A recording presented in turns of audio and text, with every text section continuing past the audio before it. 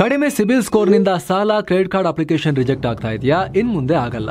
SBM Z credit card ಬಳಸಿ ಈಸಿಯಾಗಿ credit score ಅನ್ನ 750 ಗಿಂತ ಜಾಸ್ತಿ ಮಾಡ್ಕೋಬಹುದು. ಇದೊಂದು FD ಆಧಾರಿತ ಕಾರ್ಡ್. UPI ಬಳಸಿ ಕ್ರೆಡಿಟ್ ಕಾರ್ಡ್ ಬ್ಯಾಲೆನ್ಸ್ ಅನ್ನ ಖರ್ಚು ಮಾಡಬಹುದು. FD ಗೆ RBI ಗ್ಯಾರಂಟಿಯೊಂದಿಗೆ 7% ಇಂಟ್ರೆಸ್ಟ್ ಕೂಡ ಸಿಗುತ್ತೆ. 30 ದಿನದಲ್ಲೇ ಕ್ರೆಡಿಟ್ ಸ್ಕೋರ್ ನಲ್ಲಿ ಇಂಪ್ರೂವ್ಮೆಂಟ್ ಕೂಡ ನೋಡಬಹುದು. ಡಿಸ್ಕ್ರಿಪ್ಷನ್ ಹಾಗೂ ಪಿನ್ ಕಾಮೆಂಟ್ ನಲ್ಲಿರೋ ಲಿಂಕ್ ಮೂಲಕ Z ಆಪ್ ಡೌನ್ಲೋಡ್ ಮಾಡಿ.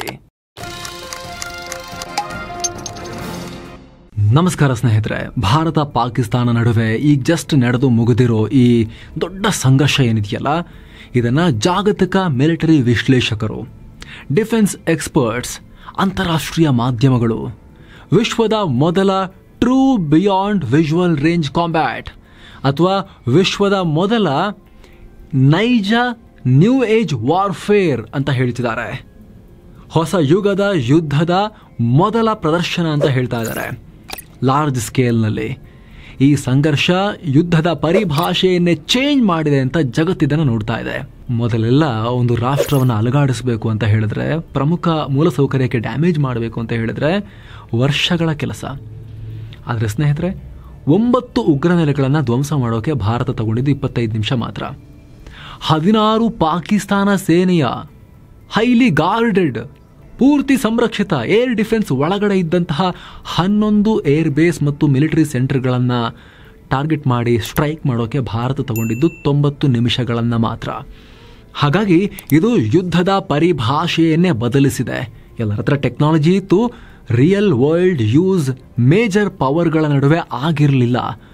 2 ಅಣ್ವಸ್ತ್ರ ರಾಷ್ಟ್ರಗಳ ನಡುವೆ ಈ ಮಾಡರ್ನ್ ವಾರ್ಫೇರ್ನ ಎಕ್ಸಿಬಿಷನ್ ಆಯಿತು ಅಂತ ಇದನ್ನು ಇಡೀ ಜಗತ್ತು ಸ್ಟಡಿ ಮಾಡ್ತಾ ಇದ್ದಾರೆ. ಅಧ್ಯಯನ ಶುರುವಾಗಿದೆ.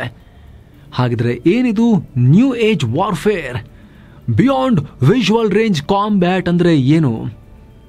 ಡಾಗ್ ಫೈಟ್ ಓಕೆ, ಏರ್ ಕ್ರಾಫ್ಟ್ಗಳು ಎದುರ ಬದ್ರ ಬರ್ತವೆ, ಹಿಂಗೆ ತಿರುಗ್ತವೆ, ಫೈರ್ ಮಾಡ್ತವೆ. ಆದರೆ ಕಣ್ಣಿಗೆ ಕಾಣಿಸ್ತಾ ಇಲ್ಲ ಏರ್ ಕ್ರಾಫ್ಟ್ಗಳು. ಅವರು ಬಾರ್ಡ್ರ್ ಒಳಗಡೆ ವಿಮಾನಗಳನ್ನು ಟೇಕ್ ಆಫ್ ಮಾಡಿದ್ದಾರೆ. ನಾವು ನಮ್ಮ ಬಾರ್ಡ್ರ್ ಒಳಗಡೆ ವಿಮಾನಗಳನ್ನು ಟೇಕ್ ಆಫ್ ಮಾಡಿದ್ದೀವಿ. ನಮ್ಮ ಆಕಾಶದಲ್ಲಿ ನಮ್ಮ ಏರ್ಫೋರ್ಸ್, ಅವರ ಆಕಾಶದಲ್ಲಿ ಅವರ ಏರ್ಫೋರ್ಸ್. ಇಲ್ಲಿ ನಡೆಯುವ ಎಲೆಕ್ಟ್ರಾನಿಕ್ ವಾರ್ಫೇರ್ನ ಮೂಲಕ ನಡೆಯುವಂತಹ ಏರ್ ಕಾಂಬ್ಯಾಟ್, ಕ್ಷಿಪಣಿಗಳ ಮಳೆ, ಈ ಬಿಯಾಂಡ್ ವಿಜುವಲ್ ರೇಂಜ್ ಕಾಂಬ್ಯಾಟ್ ಹೇಗೆ ನಡೆಯುತ್ತೆ? ಭಾರತ ಪಾಕ್ ಸಂಘರ್ಷ ಹೊಸ ರೀತಿಯ ಯುದ್ಧಕ್ಕೆ ನಾಂದಿ ಹಾಡಿದ ಹೇಗೆ? ಯಾಕೆ ಗ್ಲೋಬಲ್ ಇದಕ್ಕೆ ಅಷ್ಟೊಂದು ಹೈಪ್ ಕೊಡಲಾಗ್ತಿದೆ? ಎಲ್ಲವನ್ನ ಅರ್ಥ ಮಾಡ್ಕೊಳ್ತಾ ಹೋಗೋಣ ಈ ಇಂಪಾರ್ಟೆಂಟ್ ವರದಿಯಲ್ಲಿ. ಯುದ್ಧದ ವ್ಯಾಖ್ಯಾನ ಬದಲಿಸಿದ ಕಥನ. ಸ್ನೇಹಿತರೆ, ಮೇ 7ನೇ ತಾರೀಕು ಪಹಲ್ಗಾಮ್ಗೆ ಪ್ರತಿಕಾರವಾಗಿ ಭಾರತ ಆಪರೇಷನ್ ಸಿಂಧೂರ್ ನಡೆಸಿದಾಗ ಅನೇಕರಿಗೆ ಭಾರತ ಪಾಕ್ ಯುದ್ಧ ಮಾಡಬಹುದು ಅನ್ನೋದು ಖಚಿತವಾಗಿ ಹೋಗಿತ್ತು. ಯಾಕಂದ್ರೆ ಈ ಬಾರಿ ಭಾರತ ಪಾಕಿಸ್ತಾನದ ಅಲ್ಲಿ ಇಲ್ಲಿ ಟಚ್ ಮಾಡಿರಲಿಲ್ಲ. ನೇರವಾಗಿ ಪಾಕಿಸ್ತಾನಕ್ಕೆ ಹೊಡಿಬೇಕಾದ ಜಾಗಕ್ಕೆ ಜಾಡಿಸಿ ಒದ್ದು ಬಿಟ್ಟಿತ್ತು. ಪಾಕಿಸ್ತಾನದ ಮರ್ಮಸ್ಥಾನ ಮುರಿದ್ಕೆಯನ್ನು ಮುರಿದು ಹಾಕಿತ್ತು, ಬಹವಲ್ಪುರ್ಗೆ ಬೆಂಕಿ ಇಟ್ಟಿತ್ತು. ಹೀಗಾಗಿ ಪಾಕಿಸ್ತಾನ ತೋರಿಕೆಗಾದರೂ ಕೂಡ ಭಾರತದ ಮೇಲೆ ಮುಗಿ ಬೀಳುತ್ತೆ. ಆಮೇಲೆ ಪಾಕಿಸ್ತಾನ ಜನರಿಗೆ ಫೇಕ್ ವರ್ಚಸ್ಸನ್ನು ತೋರಿಸ್ಕೊಳ್ಳೋಕೆ ಟ್ರೈ ಮಾಡುತ್ತೆ. ನಾವು ವಾಪಸ್ ಹೊಡೆದಿದ್ದೀವಿ ರೀ ನೋಡಿ ಯೂನಿಫಾರ್ಮು ಅಂಥೇಳಿ ಪಾಕಿಸ್ತಾನ ಜನರಿಗೆ ತೋರಿಸುತ್ತೆ ಅನ್ನೋದು ಎಲ್ರಿಗೂ ಗೊತ್ತಿತ್ತು. ಯಾವಾಗಲೂ ಇದನ್ನೇ ಮಾಡಿರೋದು. 1948ಇಂದ 4 ಯುದ್ಧ ಸೋತಿದ್ರು ಕೂಡ ಪ್ರತಿಯೊಂದರಲ್ಲೂ ನಾವು ಗೆದ್ದಿದ್ದೀವಿ ಒಂದಲ್ಲ ಒಂಥರದಲ್ಲಿ ಅಂತಲೇ ಇವತ್ತಿಗೂ ಪಾಕಿಸ್ತಾನ ಹೇಳ್ಕೊಳ್ಳೋದು. ಅಲ್ಲಿನ ಜನರಿಗೆ ಅದನ್ನೇ ಹೇಳೋದವರು.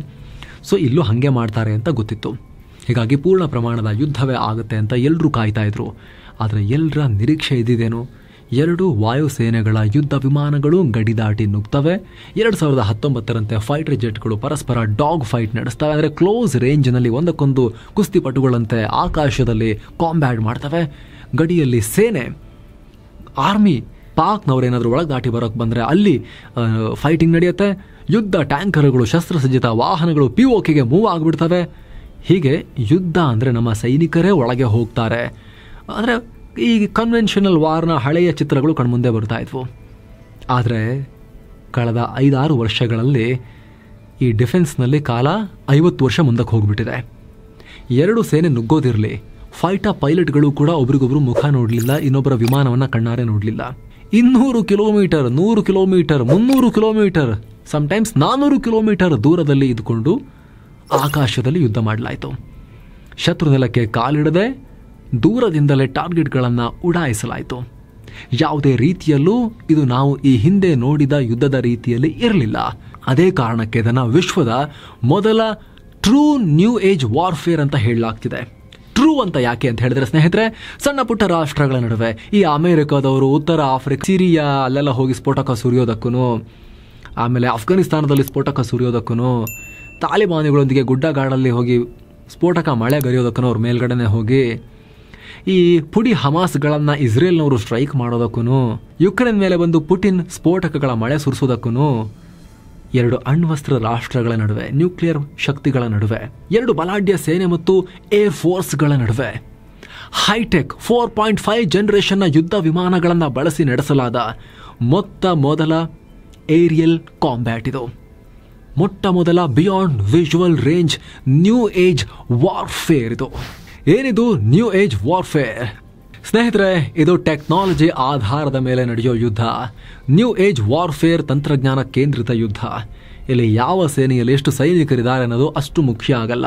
ಯಾರ ಹತ್ರ ಬೆಟರ್ ಸೆನ್ಸಾರ್ಸ್ ಇವೆ, ಯಾರ ಹತ್ರ ಟೆಕ್ನಾಲಜಿ ಚೆನ್ನಾಗಿದೆ, ಯಾರಿಗೆ ಅತ್ಯಂತ ವೇಗವಾಗಿ ಡೇಟಾ ಕಳಿಸುವ ಸಾಮರ್ಥ್ಯ ಇದೆ, ಯಾರ ಬತ್ತಳಿಕೆಯಲ್ಲಿ ಹೆಚ್ಚು ಸ್ಮಾರ್ಟ್ ಮಿಸೈಲ್ಗಳಿವೆ, ಯಾರ ಸೇನೆ ಹೆಚ್ಚು ಇಂಟಿಗ್ರೇಟೆಡ್ ಆಗಿದೆ, ಏಕೀಕೃತವಾಗಿದೆ, ಯಾವ ರಾಷ್ಟ್ರದ ತಂತ್ರಜ್ಞರು ಮತ್ತು ಪೈಲಟ್ಗಳ ಸ್ಕಿಲ್ ಎಷ್ಟಿದೆ ಅನ್ನೋದರ ಮೇಲೆ ಸೇನಾ ಶಕ್ತಿಗಳ ಸಾಮರ್ಥ್ಯ, ಯುದ್ಧ ಗೆಲ್ಲೋ ಸಾಧ್ಯತೆ ನಿರ್ಧಾರ ಆಗುತ್ತೆ.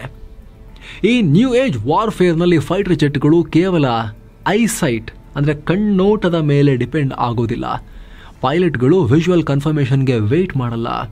ಸ್ಯಾಟಲೈಟ್, ರೆಡಾರ್, ಜಾಮರ್, ಡ್ರೋನ್, ಇವನ್ ಸೈಬರ್ ಗುಂಪುಗಳು ಒಟ್ಟಾಗಿ ಹೋರಾಡ್ತಾರೆ.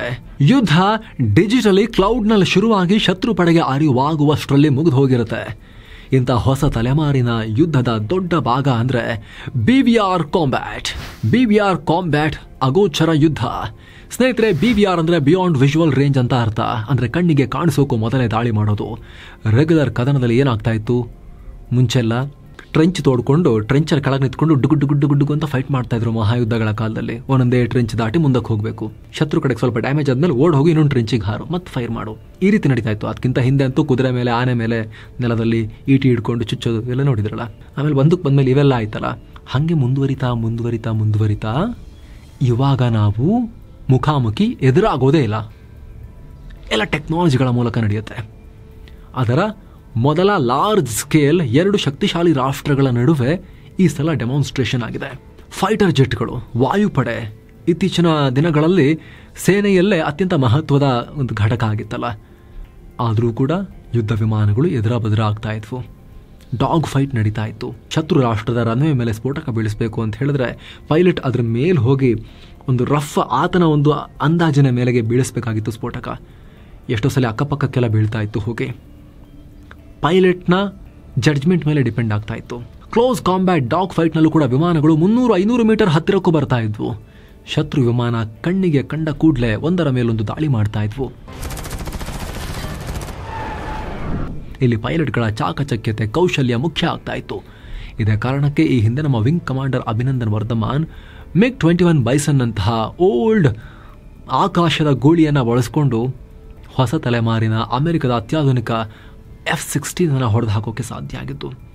ಹೃತಿಕ್ ರೋಷನ್ರ ಫೈಟರ್, ಟಾಮ್ ಕ್ರೂಸ್ರ ಟಾಪ್ ಗನ್ ಮ್ಯಾವರಿಕ್ ಸಿನಿಮಾಗಳನ್ನು ನೋಡಿದ್ರೆ ಈ ಡಾಗ್ ಫೈಟ್ ಅರ್ಥ ಆಗುತ್ತೆ.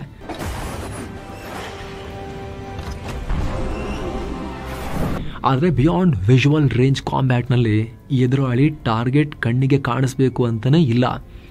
20-100 ಕಿಲೋಮೀಟರ್ ದೂರದಿಂದಲೇ, ಸಮ್ಟೈಮ್ಸ್ ಇನ್ನೂ ಜಾಸ್ತಿ ದೂರದಿಂದಲೇ ಕ್ಷಿಪಣಿಗಳನ್ನು ಹಾರಿಸಿ ಶತ್ರು ವಿಮಾನವನ್ನು ಉಡಾಯಿಸಲಾಗುತ್ತೆ. ಇದು ಹೇಗೆ ನಡೆಯುತ್ತೆ ಅಂದರೆ, ಮೊದಲು AWACS ಅಂದರೆ airborne warning and control systems, ground radar, navy ಹಡಗಿನಲ್ಲಿರೋ ಸೆನ್ಸಾರ್ಗಳು ಶತ್ರು ಕಡೆಯಿಂದ ಯಾವ ಕ್ಷಿಪಣಿ, ಡ್ರೋನ್ ಅಥವಾ ಫೈಟರ್ ಜೆಟ್ ಬರ್ತಾ ಇದೆ ಅಂತ ಮೊದಲೇ ಡಿಟೆಕ್ಟ್ ಮಾಡಿ ತಿಳಿಸ್ತವೆ. ಭಾರತದ ಹತ್ರ ಇರೋ ಫಾಲ್ಕನ್ AWACS 320 ಕಿಲೋಮೀಟರ್ ದೂರದಲ್ಲೇ ಟಾರ್ಗೆಟ್ ಪತ್ತೆ ಹಚ್ಚೋ ಸಾಮರ್ಥ್ಯ ಹೊಂದಿದೆ. ಈ ಥರ ಶತ್ರು ಕ್ಷಿಪಣಿ ಐಡೆಂಟಿಫೈ ಆದ ತಕ್ಷಣ ಟಾರ್ಗೆಟ್ ಎಷ್ಟು ದೂರದಲ್ಲಿದೆ, ಎಷ್ಟು ವೇಗದಲ್ಲಿ ಬರ್ತಾ ಇದೆ, ಎಷ್ಟು ಹೈಟ್ನಲ್ಲಿದೆ, ರೇಂಜ್ ಎಷ್ಟು ಅನ್ನೋ ಮಾಹಿತಿ ಫೈಟರ್ ಜೆಟ್ಗೆ ಹೋಗುತ್ತೆ. ಅದನ್ನು ನೋಡಿಕೊಂಡು ಫೈಟರ್ ಜೆಟ್ 100-150 ಕಿಲೋಮೀಟರ್ ವ್ಯಾಪ್ತಿಯಲ್ಲಿ ಟಾರ್ಗೆಟ್ ಸಿಗುವಷ್ಟು ಇಂಟರ್ಸೆಕ್ಷನ್ ಪಾಯಿಂಟ್ಗೆ ಬರುತ್ತೆ. ಬಳಿಕ ಆ ಶತ್ರು ಕ್ಷಿಪಣಿ ಅಥವಾ ವಿಮಾನದ ಹೀಟ್ ಸಿಗ್ನೇಚರ್ ಅಥವಾ ಅದರಲ್ಲಿರೋ ರೆಡಾರ್ನ ಬಳಸಿಕೊಂಡು ಟಾರ್ಗೆಟ್ನ ಲಾಕ್ ಮಾಡಲಾಗುತ್ತೆ. ನಮ್ಮ ರಫೇಲ್ ಯುದ್ಧ ವಿಮಾನಗಳು 125 ಕಿಲೋಮೀಟರ್ ದೂರದಲ್ಲೇ ಟಾರ್ಗೆಟ್ನ ಲಾಕ್ ಮಾಡೋ ಕ್ಷಮತೆ ಹೊಂದಿವೆ. ಈ ಥರ ಒಂದ್ಸಲ ಲಾಕ್ ಆದ ತಕ್ಷಣ ಫೈಟರ್ ಪೈಲಟ್ ಯಾವ ಮಿಸೈಲ್ನಿಂದ ಹೊಡಿಬೇಕು ಅಂತ ಚೂಸ್ ಮಾಡ್ತಾರೆ. ಲಾಂಗ್ ರೇಂಜ್ ಅಥವಾ ಮೀಡಿಯಂ ರೇಂಜ್ ಯಾವ ಕ್ಷಿಪಣಿ ಬೇಕೋ ನೋಡಿಕೊಂಡು ಸರಿಯಾದ BVR ಮಿಸೈಲ್ನ ಸೆಲೆಕ್ಟ್ ಮಾಡ್ತಾರೆ. ನಂತರ ಕೊನೆ ಬಾರಿಗೆ ಎದುರಾಳಿ ಟಾರ್ಗೆಟ್ ಶತ್ರುನ ಅಥವಾ ಫ್ರೆಂಡ್ಲಿ ಏರ್ಕ್ರಾಫ್ಟ ಫೈನಲ್ ಚೆಕ್ ಮಾಡಿಕೊಂಡು ಫೈರ್ ಬಟನ್ ಒತ್ತುತ್ತಾರೆ. BVR ಕ್ಷಿಪಣಿ ಹಾರತ್ತೆ. ಈ ಹಂತದಲ್ಲಿ ನಿರಂತರವಾಗಿ BVR ಕ್ಷಿಪಣಿ ಗ್ರೌಂಡ್ ಕಂಟ್ರೋಲ್ಗೆ ತನ್ನ ಟ್ರ್ಯಾಜೆಕ್ಟರಿ, ಶತ್ರು ಟಾರ್ಗೆಟ್ನ ಟ್ರ್ಯಾಜೆಕ್ಟರಿ ಬಗ್ಗೆ ಮಾಹಿತಿ ಕೊಡ್ತಾನೆ ಇರುತ್ತೆ. ಅದಕ್ಕೆ ತಕ್ಕಂತೆ ಪ್ರತಿ 5 ಸೆಕೆಂಡ್ಗೊಮ್ಮೆ BVR ಕ್ಷಿಪಣಿಗೆ ಕರೆಕ್ಷನ್ ಸಿಗ್ನಲ್ಗಳನ್ನು ಅಪ್ಡೇಟ್ ಮಾಡ್ತಾ ಇರ್ತಾರೆ. ಹೀಗೆ ಕ್ಷಿಪಣಿ 20-30 ಕಿಲೋಮೀಟರ್ ಹತ್ರ ಹೋದಾಗ ಅದರಲ್ಲಿರೋ ಆಕ್ಟಿವ್ ಸೀಕರ್ ಆನ್ ಆಗುತ್ತೆ. ಟಾರ್ಗೆಟ್ನ ರೆಡಾರ್ ಅಥವಾ ಹೀಟ್ ಸಿಗ್ನೇಚರ್ ಬಳಸ್ಕೊಂಡು ಫೈನಲ್ ಆಗಿ ಲಾಕ್ ಆಗುತ್ತೆ. ಈ ಹಂತದಲ್ಲಿ ಟಾರ್ಗೆಟ್ ಫೈಟ್ ರಿಜೆಕ್ಟ್ ಆಗಿದ್ರೆ BVR ಮಿಸೈಲ್ನಿಂದ ತಪ್ಪಿಸ್ಕೊಳ್ಳೋಕೆ ನಾನಾ ಪ್ರಯತ್ನ ಮಾಡುತ್ತೆ. BVR ಮಿಸೈಲ್ನ ರೆಡಾರ್ಗೆ ಕನ್ಫ್ಯೂಸ್ ಮಾಡೋಕೆ ಶಾಫ್ ಡಿಪ್ಲಾಯ್ ಮಾಡ್ತಾರೆ. ಶಾಫ್ ಅಂದರೆ ಕೆಲ ಲೋಹದ ಪಟ್ಟಿಗಳನ್ನು ಹಾರಿಬಿಡ್ತಾರೆ. ಇದರಿಂದ BVR ಮಿಸೈಲ್ನ ರೆಡಾರ್ ಕನ್ಫ್ಯೂಸ್ ಆಗಿ ಫೈಟ್ ರಿಜೆಟ್ ಬದಲು ಆ ಲೋಹದ ಪಟ್ಟಿಗಳೇ ಟಾರ್ಗೆಟ್ ಅಂತ ಅಂದ್ಕೊಂಡು ಅದರ ಮೇಲೆ ದಾಳಿ ಮಾಡೋ ಚಾನ್ಸಸ್ ಇರುತ್ತೆ. ಒಂದು ವೇಳೆ ಹೀಟ್ ಸಿಗ್ನೇಚರ್ ಬಳಸಿ ಟಾರ್ಗೆಟ್ ಲಾಕ್ ಮಾಡಿದ್ರೆ ಫೈಟ್ ರಿಜೆಟ್ ಫ್ಲೇರ್ಸ್ ಅಂದರೆ ಬೆಂಕಿಯ ಕಿಡಿಗಳನ್ನು ಹೊರಸೂಸುತ್ತೆ. ನೀವು ಇದನ್ನು ಸಾಮಾನ್ಯವಾಗಿ ಏರೋ ಶೋಗಳಲ್ಲೂ ಕೂಡ ನೋಡಿರ್ತೀರಿ. ಕೆಲ ಮಿಸೈಲ್ಗಳು ಹೀಟ್ ನೋಡಿಕೊಂಡು ಶತ್ರುವನ್ನು ಗುರುತಿಸೋದ್ರಿಂದ ಬೆಂಕಿ ಕಿಡಿಗಳಿಂದ ಕನ್ಫ್ಯೂಸ್ ಮಾಡೋ ಪ್ರಯತ್ನ ಪಡ್ತಾರೆ. ಇನ್ನು ಕೆಲವೊಮ್ಮೆ ರೆಡಾರ್ ಜಾಮ್ ಮಾಡೋ ಜಾಮಿಂಗ್ ಪಾಡ್ಗಳನ್ನು ಹೊರಬಿಡ್ತಾರೆ. ಇದು ಯಾವುದೂ ಇಲ್ಲ ಅಂದರೆ ಪೈಲಟ್ ತನ್ನ ಚಾಕಚಕ್ಯತೆಯಿಂದ ಹೈ ಜಿ ಮ್ಯಾನ್ಯೂವರ್ಗಳನ್ನು ನಡೆಸ್ತಾರೆ. ಅಂದರೆ ಮಿಸೈಲ್ನ ದಿಕ್ಕು ತಪ್ಪಿಸುವ ಹಾಗೆ ಫೈಟ್ ರಿಜೆಟ್ನ ಮೂವ್ ಮಾಡ್ತಾರೆ. ಆದರೆ ಒಂದು ವೇಳೆ ಏನಾದರೂ BVR ಮಿಸೈಲ್ ತನ್ನ ಹಿಟ್ ರೇಂಜ್ಗೆ ಬಂತು ಅಂತ ಹೇಳಿದ್ರೆ ಅಲ್ಲಿ ಕತೆ ಮುಗಿತು. ಕೆಲ ಮೀಟರ್ ಅಂತರದಲ್ಲೇ ಕ್ಷಿಪಣಿಯ ಸಿಡಿತಲೆಯಲ್ಲಿರೋ ಅಂದರೆ ಅದರಲ್ಲಿರೋ ವಾರ್ ಹೆಡ್ನಲ್ಲಿರೋ ಸ್ಫೋಟಕ ಟ್ರಿಗರ್ ಆಗಿ ಸ್ಫೋಟ ಆಗುತ್ತೆ. ಎದುರಾಳಿ ಯಾರು ಅಂತ ನೋಡ್ದೇನೆ ಶತ್ರು ಟಾರ್ಗೆಟ್ ನಾಶ ಆಗ್ಬಿಡುತ್ತೆ. ಈ ಥರ ಎದುರಾಳಿ ಕಣ್ಣಿಗೆ ಬೀಳದೆ ದಾಳಿ ಮಾಡೋದ್ರಿಂದ ಬಿಯಾಂಡ್ ವಿಜುವಲ್ ರೇಂಜ್ ಕಾಂಬ್ಯಾಟ್ನಲ್ಲಿ ಗೆಲುವಿನ ಸಾಧ್ಯತೆ ಹೆಚ್ಚಿರುತ್ತೆ. ಯಾರಿಗೆ ಹೆಚ್ಚಿರುತ್ತೆ? ಟೆಕ್ನಾಲಜಿಕಲ್ ಅಡ್ವಾನ್ಸ್ಮೆಂಟ್ ಯಾರ ಹತ್ರ ಇದೆಯೋ, ಎಡ್ಜ್ ಯಾರ ಹತ್ರ ಇದೆಯೋ ಅವರ ಹತ್ರ, ಹಾಗೂ ಅದನ್ನು ಬಳಸೋ ಸ್ಕಿಲ್ಸ್ ಯಾರ ಹತ್ರ ಜಾಸ್ತಿ ಇದೆಯೋ ಅವರಿಗೆ ಈ ಸಾಧ್ಯತೆ ಜಾಸ್ತಿ ಇರುತ್ತೆ. ಅದೇ ಕಾರಣಕ್ಕೆ ಒಂದೇ ಒಂದು ಬಿಗ್ ಮಿಲಿಟರಿ ಆಸೆಟ್ಗೂ ದೊಡ್ಡ ಡ್ಯಾಮೇಜ್ ಮಾಡೋಕ್ಕೆ ಪಾಕಿಸ್ತಾನಕ್ಕೆ ಸಾಧ್ಯ ಆಗಿಲ್ಲ. ನಮ್ಮ ಸೈಡ್ ಎಲ್ಲ ದಿಕ್ಕು ತಪ್ಪಿದಾವೆ, ಆದರೆ ಪಾಕಿಸ್ತಾನ ಸೈಡ್ 9 ಉಗ್ರ ನೆಲೆ, 11 ಮಿಲಿಟರಿ ಬೇಸ್ ಸ್ಟ್ರೇಟ್ ಹಿಟ್ ಆಗಿದ್ದಾವೆ ಪಿನ್ ಪಾಯಿಂಟ್ ಆಕ್ಯುರಸಿಯೊಂದಿಗೆ. ರನ್ವೇನಲ್ಲಿ ಇಂಥ ಜಾಗಕ್ಕೆ ರನ್ವೇ ಮಧ್ಯ ಹೊಡಿಬೇಕಂದ್ರೆ ಅಲ್ಲಿಗೇ ಬಿದ್ದಿದೆ. ಹಲವಾರು ಕಟ್ಟಡಗಳಲ್ಲಿ ಒಂದು ಕಟ್ಟಡದ ಮೇಲೆ ಒಂದು ಬದಿಯಲ್ಲಿರೋ ರೆಡಾರ್ ಟವರಿಗೆ ಹೊಡಿಬೇಕಂದ್ರೆ ಆ ರೆಡಾರ್ಗೆ ಹೋಗಿ ಹೊಡೆದಿದೆ. ಈ ಥರ ಉದ್ದ ಪಟ್ಟಿಯನ್ನೇ ಕೊಡ್ಬೋದು ಆಕ್ಯುರಸಿ ಯಾವ ರೇಂಜ್ಗಿದೆ ನಮ್ಮದು ಅಂತ. ಹಾಗಾಗಿ ಭಾರತಕ್ಕೆ ಇದರಲ್ಲಿ ದೊಡ್ಡ ಗೆಲುವು ಸಿಕ್ಕಿದೆ ಈ ಬಿಯಾಂಡ್ ವಿಜುವಲ್ ರೇಂಜ್ ಕಾಂಬ್ಯಾಟ್ನಲ್ಲಿ. ಸ್ನೇಹಿತರೆ, ಫೈಟರ್ ಜೆಟ್ಗಳನ್ನು ಬಳಸಿ ಆಕಾಶದಲ್ಲಿ ಕಾಂಬ್ಯಾಟ್ ಮಾಡೋದು ಹೇಗಿರುತ್ತೆ ಅನ್ನೋದನ್ನ ನಿಮಗೆ ಬಿಡಿಸಿ ಹೇಳಿದ್ವಿ. ಗ್ರೌಂಡ್ ಟಾರ್ಗೆಟ್ನ ಹೊಡೆಯೋದು ಕೂಡ ಹೆಚ್ಚು ಕಮ್ಮಿ ಹೀಗೆ ಇರುತ್ತೆ. ಆಪರೇಷನ್ ಸಿಂಧೂರ್ನಲ್ಲೂ ಕೂಡ 9 ಉಗ್ರ ನೆಲೆಗಳನ್ನು ಧ್ವಂಸ ಮಾಡೋಕೆ, ಶತ್ರು ಏರ್ ಬೇಸ್ಗಳನ್ನು ಧ್ವಂಸ ಮಾಡೋಕೆ ನಮ್ಮ ಯುದ್ಧ ವಿಮಾನಗಳು LOC ದಾಟಲೇ ಇಲ್ಲ. ಕೇವಲ ಗಡಿಯಲ್ಲೇ ನಿಂತು ಮೀಟಿಯೋರ್, ಸ್ಕ್ಯಾಲ್ಪ್, ಆಮೇಲೆ ಬ್ರಹ್ಮೋಸ್ ಕ್ಷಿಪಣಿಗಳನ್ನು ಬಳಸಿ 200-300 ಕಿಲೋಮೀಟರ್ ದೂರದ ಟಾರ್ಗೆಟ್ಗಳನ್ನು ಧ್ವಂಸ ಮಾಡಲಾಯಿತು. ಸ್ನೇಹಿತರೆ ಗಮನಿಸಿ, ಉಗ್ರ ನೆಲೆಗಳನ್ನು ಸಂಪೂರ್ಣ ಧ್ವಂಸ ಮಾಡಿದ್ವಿ ನಾವು. ಪಾಕ್ ಸೇನೆಯ ಮಿಲಿಟರಿ ಇನ್ಫ್ರಾಸ್ಟ್ರಕ್ಚರ್ ಅಲ್ಲಿ ಒಂದು ಸ್ಟೇಟ್ಮೆಂಟ್ ಕೊಟ್ವಿ ಅಷ್ಟೇ ನಾವು. ಅದೇ ಮಿಸೈಲ್ಗಳಿಗೆ ಇನ್ನೂ ಪವರ್ಫುಲ್ ಸ್ಫೋಟಕಗಳನ್ನು ನಾವು ಡೆಲಿವರಿ ಮಾಡಿದರೆ, ಸಣ್ಣ ಸಣ್ಣ ಸ್ಫೋಟಕಗಳನ್ನು ಹಾಕಿ ಟಾರ್ಗೆಟೆಡ್ ಏರಿಯಾಗಳಲ್ಲಿ ಮಾತ್ರ ಹೊಡೆದು ನಮ್ಮದೊಂದು ಸ್ಟೇಟ್ಮೆಂಟ್ ಮಾಡಬೇಕಾಗಿತ್ತು. ಪಾಕ್ ಮಿಲಿಟರಿ ಜಾಗಗಳಲ್ಲಿ ನಮ್ಮ ಸಿಗ್ನೇಚರ್ ಹಾಕಿ ಬರಬೇಕಾಗಿತ್ತು ನಾವು, ಆಟೋಗ್ರಾಫ್ ಹಾಕಿ. ಅದನ್ನು ಮಾಡಿ ಬಂದ್ವಿ, ಅವ್ರಿಗೆ ಮೆಸೇಜ್ ಪಾಸ್ ಮಾಡಿದ್ವಿ. ಅದೇ ಸೇಮ್ ಸ್ಟ್ರೈಕ್ ಇನ್ನೊಂಚೂರು ಜಾಸ್ತಿ ಸಾಮರ್ಥ್ಯದ ಸ್ಫೋಟಕಗಳನ್ನು ಬಳಸಿದರೆ ಬಹಲ್ಪುರ್ ಮುರಿದ್ಕೆ ಯಾವ ರೀತಿ ಬೆಂಕಿ ಹತ್ತಿ ಉರಿದು ಪೂರ್ತಿ ಧ್ವಂಸ ಆದವು, ಅಥವಾ ಅದಕ್ಕಿಂತಲೂ ದೊಡ್ಡ ಪ್ರಮಾಣದಲ್ಲಿ ಇಡೀ ಏರ್ ಬೇಸ್ಗಳನ್ನು ಸಂಪೂರ್ಣ ಧ್ವಂಸ ಮಾಡೋ ತಾಕತ್ತಿನ ಸ್ಫೋಟಕಗಳು ಕೂಡ ನಮ್ಮ ಹತ್ರ ಇದೆ. ಅಣ್ವಸ್ತ್ರ ಬಳಸದೇನೆ ರೆಗ್ಯುಲರ್ ಸ್ಫೋಟಕಗಳಲ್ಲೇ ಅಷ್ಟು ಹಾನಿ ಮಾಡೋ ಸಾಮರ್ಥ್ಯ ನಮ್ಮ ಮಿಸೈಲ್ಗಳಿಗೆ ಇದ್ದಾವೆ. ಅಂತಹ ಸ್ಫೋಟಕಗಳು ಇದ್ದಾವೆ. ಆದರೆ ಪಾಕ್ನ ಸೇನೆಗೆ ಹೊಡೆದಿರೋದು ನೀವು ಸೇಫ್ ಅಲ್ಲ, ನಿಮ್ಮ ಎದೆಗೆ ಕೈ ಹಾಕ್ತೀವಿ ನಾವು, ನಿಮ್ಮ ಕೈಲಿ ಆಗಲ್ಲ, ನಮ್ಮ ಕೈಲಿ ಆಗುತ್ತೆ ಅನ್ನೋದನ್ನು ಅವರಿಗೆ ಮೆಸೇಜ್ ಪಾಸ್ ಮಾಡೋಕೆ. ಅದಕ್ಕೇನೆ ಬಾಲ ಮುದ್ರಕೊಂಡು ಸೀಸ್ ಫೈರಿಗೆ ಬಂದಿರೋದು. ಯಾಕಂದ್ರೆ ಅವರು ಜೀವಮಾನದಲ್ಲೂ ಯೋಚನೆ ಮಾಡದೇ ಇರೋ ವಿಚಾರ ಅರ್ಧ ಗಂಟೆ, 1.5 ಗಂಟೆ, 25 ಮಿನಿಟ್ಸ್, 90 ಮಿನಿಟ್ಸ್ ಇಷ್ಟರಲ್ಲೇ ಮಾಡಿ ಮುಗಿಸ್ತಲ್ಲ ಭಾರತೀಯ ವಾಯುಪಡೆ ಮತ್ತು ಉಳಿದ ಸೇನಾ ಪಡೆಗಳ ಟೋಟಲ್ ಕೋಆರ್ಡಿನೇಷನ್ನಿಂದ. ಅವ್ರಿಗೆ ಯಾವುದೂ ಕೂಡ ಹೊಡಿಲಿಕ್ಕೆ ಆಗಲಿಲ್ವಲ್ಲ ನಮ್ಮ ಏರ್ ಡಿಫೆನ್ಸನ್ನು ಭೇದಿಸಿ. ನಾವು ಅವ್ರದ್ದೆಲ್ಲವನ್ನ ಭೇದಿಸಿ ನುಗ್ಗಿ ಎಲ್ಲ ಹರಿದು ಹಾಕಿಬಿಟ್ವಲ್ಲ. ಹಾಗಾಗಿ ಅವರಿನ್ನೂ ಕೂಡ ಅದನ್ನು ಅರ್ಗಿಸ್ಕೊಳ್ಳಿಕ್ಕೆ ಆಗ್ತಾ ಇಲ್ಲ. ಎಲೆಕ್ಟ್ರಾನಿಕ್ ವಾರ್ಫೇರ್, ಕಣ್ಣು ಕಟ್ಟೋ ತಂತ್ರ. ಸ್ನೇಹಿತರೆ, ಇಷ್ಟೊತ್ತು ಹೇಳಿದ್ದು ಶತ್ರು ಟಾರ್ಗೆಟ್ನ ಹೇಗೆ ಹೊಡಿತಾರೆ ಅನ್ನೋದ್ರ ಬಗ್ಗೆ. ಆದರೆ ಶತ್ರು ಕೂಡ ಹೀಗೆ ಬಿಯಾಂಡ್ ವಿಜುವಲ್ ರೇಂಜ್ ದಾಳಿ ಮಾಡಿ ಹೊಡಿಬಹುದಲ್ವಾ? ಹೀಗಾಗಿ ನ್ಯೂ ಏಜ್ ವಾರ್ಫೇರ್ ಅಥವಾ ಮಾಡರ್ನ್ ವಾರ್ಫೇರ್ನಲ್ಲಿ ಶತ್ರುವನ್ನು ಕಟ್ಟಿ ಹಾಕೋಕೆ ಒಂದು ತಂತ್ರ ಇದೆ.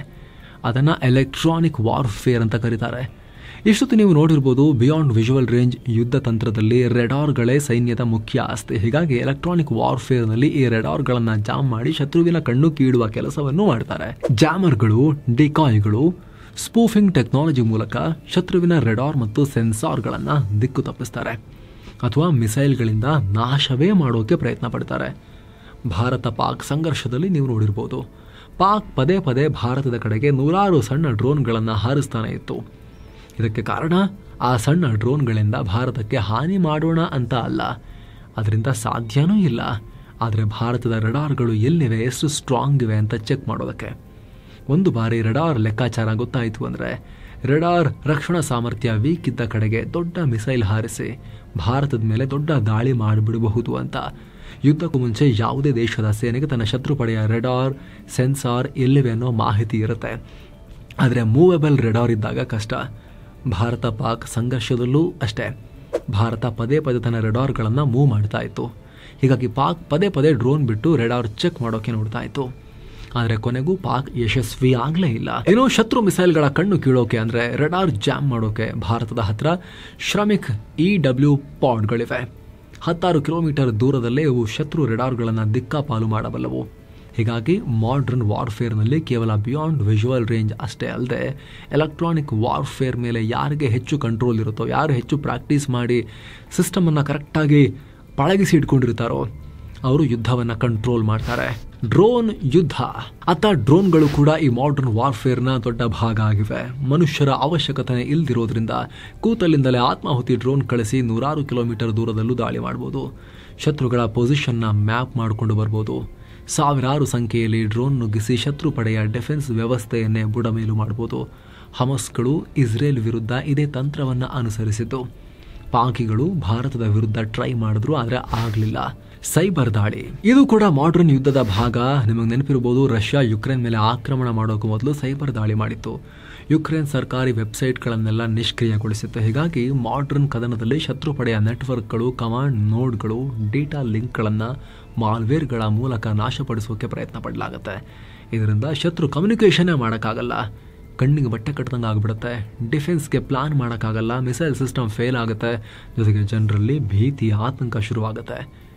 ಇದೆಲ್ಲದರಿಂದ ಶತ್ರು ಪಡೆ ಮೇಲೆ ಸ್ಟ್ರಾಟಜಿಕ್ ಅಡ್ವಾಂಟೇಜ್ ಸಿಗುತ್ತೆ ದಾಳಿ ಮಾಡೋರಿಗೆ. ಸೊ ಸ್ನೇಹಿತರೆ, ಈ ರೀತಿ ಮಾಡರ್ನ್ ವಾರ್ಫೇರ್ಗಳಿದಾವಲ್ಲ, ಮನುಷ್ಯರು ತಾವು ನೇರವಾಗಿ ನಡೆಸದೆ ಹಿಂಬದಿಯಿಂದ ಯಂತ್ರಗಳ ಮೂಲಕ ನಡೆಸೋ ದಿನ ಬರ್ತಾ ಇದೆ. ಇವಾಗ ಹ್ಯೂಮನ್ ಇನ್ವಾಲ್ವ್ಮೆಂಟ್ ಇದೆ, ಬಟ್ ಬಿಯಾಂಡ್ ವಿಜುವಲ್ ರೇಂಜ್ ಇದೆ. ಮುಂದೆ ಹೋಗ್ತಾ ಹೋಗ್ತಾ ಮನುಷ್ಯ ಎಲ್ಲಿಗೂ ಹೋಗದೆ ಒಂದು ಬಂಕರಲ್ಲಿ ಕೂತ್ಕೊಂಡು, ಸೇಫ್ ಜಾಗದಲ್ಲಿ ಕೂತ್ಕೊಂಡು ಯಂತ್ರಗಳನ್ನು ಕಳಿಸಿ ಯಾರು ಟೆಕ್ನಾಲಜಿಕಲಿ ಮುಂದಿರ್ತಾರೋ ಅವರು ಮೇಲುಗೈ ಸಾಧಿಸೋ ದಿನಗಳು ಬರ್ಬೋದು. ಇಲ್ಲಿ ಡೇಟಾನೇ ಮದ್ದುಗೊಂಡು ಟೆಕ್ನಾಲಜಿನೇ ಶಸ್ತ್ರಾಸ್ತ್ರ. ಹೀಗಾಗಿ ನ್ಯೂ ಏಜ್ ವಾರ್ಫೇರ್ನಲ್ಲಿ ಇನ್ವೆಸ್ಟ್ ಮಾಡೋದು, ಅದರಲ್ಲಿ ಪಳಗೋದು ಪ್ರತಿ ರಾಷ್ಟ್ರಕ್ಕೂ ಇಂಪಾರ್ಟೆಂಟ್. ಭಾರತ ಇಷ್ಟು ಪಳಗಿದೆ ಅಂತ ಜಗತ್ತಿಗೆ ಇವಾಗಲೇ ಗೊತ್ತಾಗಿರೋದು. ಇದೇ ಕಾರಣಕ್ಕೆ ಇದನ್ನು ವಿಶ್ವದ ಮೊದಲ ಟ್ರೂ ನ್ಯೂ ಏಜ್ ವಾರ್ಫೇರ್ ಅಥವಾ ನ್ಯೂ ಏಜ್ ವಾರ್ಫೇರ್ನ ಸರಿಯಾದ ಟೆಸ್ಟ್ ಅಂತ ಹೇಳ್ತಾ ಇದ್ದಾರೆ. ಅದಕ್ಕೆ ಇಡೀ ಜಗತ್ತು ಇದ್ರ ಕಡೆಗೆ ಅಚ್ಚರಿಯಿಂದ ನೋಡ್ತಾ ಇದೆ. ಇದರ ಬಗ್ಗೆ ಎಲ್ಲ ಮಾಹಿತಿಯನ್ನು ಕಲೆ ಹಾಕಿ ಸ್ಟಡಿ ಮಾಡ್ತಾ ಇದ್ದಾರೆ.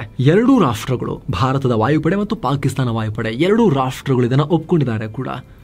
ನ್ಯೂ ಏಜ್ ವಾರ್ಫೇರ್ನ ಮೊದಲ ಅತಿ ದೊಡ್ಡ ಟೆಸ್ಟ್ ಡೆಮಾನ್ಸ್ಟ್ರೇಷನ್ ಆಯಿತು ಈ ಕದನದಲ್ಲಿ ಅಂತ ಎರಡೂ ವಾಯುಪಡೆಯವರು ಕೂಡ ಒಪ್ಕೊಂಡಿದ್ದಾರೆ. ಹಾಗಾಗಿ ಇಡೀ ಜಗತ್ತಿಗೆ ಹೊಸ case study. Thank you so much. ನಿಮಗೆ ಏನನ್ನಿಸ್ತು ಅಂತ ಕಾಮೆಂಟ್ ಮಾಡಿ ತಿಳಿಸಿ. ಇನ್ಫಾರ್ಮೇಷನ್ ನೋಡಿದ ಬಳಿಕ ಈ ಅದ್ಭುತ ಮಾಹಿತಿಯನ್ನು ಎಷ್ಟಾಗುತ್ತಷ್ಟು ಜನಕ್ಕೆ ಶೇರ್ ಮಾಡಿ. ಮತ್ತೆ ಭೇಟಿ ಆಗ್ತಿರೋಣ. ನಮಸ್ತೆ.